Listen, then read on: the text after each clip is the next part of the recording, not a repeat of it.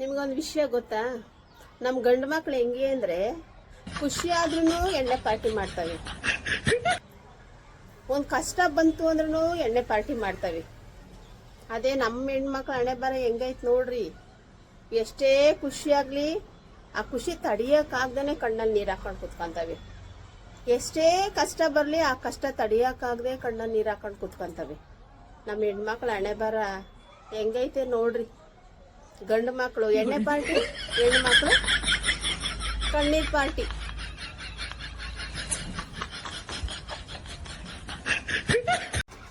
ಕೆಲವು ಹೆಣ್ಣು ಮಕ್ಕಳಿಗೆ ಒಂದು ಮಾತು ಹೇಳ್ತೀನಿ ಕೇಳಿ. ಕೆಲವು ಹೆಣ್ಮಕ್ಳು, ಎಲ್ಲ ಹೆಣ್ಮಕ್ಳಿಗೂ ಹೇಳಲ್ಲ, ಕೆಲವು ಹೆಣ್ಮಕ್ಳು ಮಾತ್ರ ಅವ್ರಿಗೆ ಅತ್ತೆ ಮಾವ ಇರಬಾರ್ದು, ನಾದಿನಿ ಮೈದ್ದಿರಂತೂ ಇರಲೇಬಾರ್ದು, ಇಬ್ಬರೇ ಇರಬೇಕು, ನಾನು ನನ್ನ ಗಂಡ ಇಬ್ಬರೇ ಇರಬೇಕು, ಯಾರು ಇರಬಾರ್ದು. ಇಂಥವ್ರು ಏನು ಮಾಡಬೇಕು ಅಂದರೆ, ಅನಾಥಾಶ್ರಮದಲ್ಲಿ ಅಪ್ಪ ಅಮ್ಮ ಇರಲ್ಲ ಅಂಥ ಮಕ್ಕಳಿಗೆ ಒಂದು ಬಾಳ್ ಕೊಡಬೇಕು. ಗಂಡ ಇರ್ಬೋದು, ಹೆಣ್ಣ ಇರ್ಬೋದು, ಅವ್ರಿಗೆ ಯಾರು ಇರಲ್ವಾ, ಅವ್ರಿಗಾದ್ರೂ ಒಂದು ಬಾಳ್ ಕೊಟ್ರೆ ಒಳ್ಳೇದಾದ್ರೂ ಆಗುತ್ತಾ?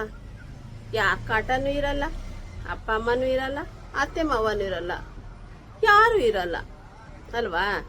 ಕೆಲವ್ರು ಮಾತ್ರ ಈ ಥರ ಯೋಚನೆ ಮಾಡೋದು, ಎಲ್ಲರೂ ಈ ಥರ ಯೋಚನೆ ಮಾಡಲ್ಲ.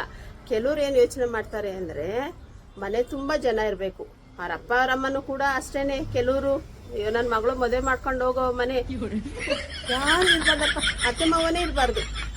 ಫಸ್ಟ್ ಹೆಣ್ಣು ಕೇಳಕ್ಕೆ ಹೋದ್ರೆ ಇದೇ ಫಸ್ಟ್ ಸ್ಟಾರ್ಟಿಂಗಲ್ಲಿ ಹೇಳೋದು, ಅತ್ತೆ ಮಾವ ಇದ್ದಾರ, ನಾದ್ನೀರು ಎಷ್ಟು ಜನ, ಎಷ್ಟು ಜನ, ಇಲ್ಲಪ್ಪ ನಾನು ಕೊಡಲ್ಲ. ನನ್ನ ಮಗಳು ಆಚೆಗಡೆ ಅಲ್ಲೆಲ್ಲೂ ಕೆಲಸ ಮಾಡಿ ಅಭ್ಯಾಸ ಇಲ್ಲ, ಜಾಸ್ತಿ ಜನಕ್ಕೆ ಅಡುಗೆ ಮಾಡಿನೂ ಅಭ್ಯಾಸ ಇಲ್ಲ, ಕೊಡಲ್ಲ. ಇಬ್ಬರೇ ಇರಬೇಕು ಗಂಡ ಹೆಂಡತಿ.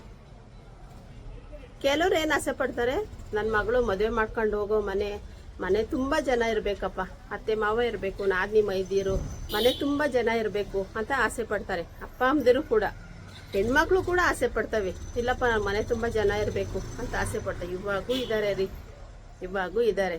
ಆಗಿನ ಕಾಲದಲ್ಲಿ ನಮ್ಮ ಕಾಲದಲ್ಲಿ ಇದ್ರು ಹಾಗೆ ಮನೆ ತುಂಬ ಜನ ಇರಬೇಕು ಅಂತ. ಈಗ ಕಮ್ಮಿ ಆಗಿದೆ, ಕೆಲವ್ರು ಮಾತ್ರ ಖುಷಿ ಪಡ್ತಾರೆ. ಏನು ಮಾಡ್ಬೇಕು ಅವ್ರನ್ನೆಲ್ಲ? ಅತ್ತೆ ಮಾವ ನಾದ್ನಿ ಮೈದಿರು ಅವ್ರನ್ನೆಲ್ಲ ಏನು ಮಾಡಬೇಕು? ಅವಳು ಸೊಸೆ ಬಂದ್ಲು ಅಂದಿದ ತಕ್ಷಣ ಏನು ಮಾಡ್ಬೇಕು ನಾವು ಅವ್ರನ್ನೆಲ್ಲ? ಸಂಸಾರ ಇದ್ರೆ ಎಷ್ಟು ಇದಿರುತ್ತೆ. ಕೇಳಿ ನಮ್ಮ ಅತ್ತೆ ಏನು ಹೇಳ್ತಿದ್ದಾರೆ, ತುಂಬಿ ಸಂಸಾರ ಇದ್ರೆ ಎಷ್ಟು ಚೆನ್ನಾಗಿರುತ್ತೆ ಮನೆ ಅಂತಿದ್ದಾರೆ. ಮನೆ ತುಂಬ ಜನ ಇರುತ್ತೆ ನೋಡ್ರಿ, ಅದೇ ತುಂಬಿ ಸಂಸಾರ ಕಣ್ರಿ. ಈಗಿನ ಹೆಣ್ಮಕ್ಳುಗಳು ಅವ್ರಿಗಿನ್ನ ಅರ್ಥ ಆಗಿಲ್ಲ, ಸಂಸಾರ ಅಂದ್ರೆ ಏನು ಅಂತ ಅರ್ಥ ಆಗಿಲ್ಲ.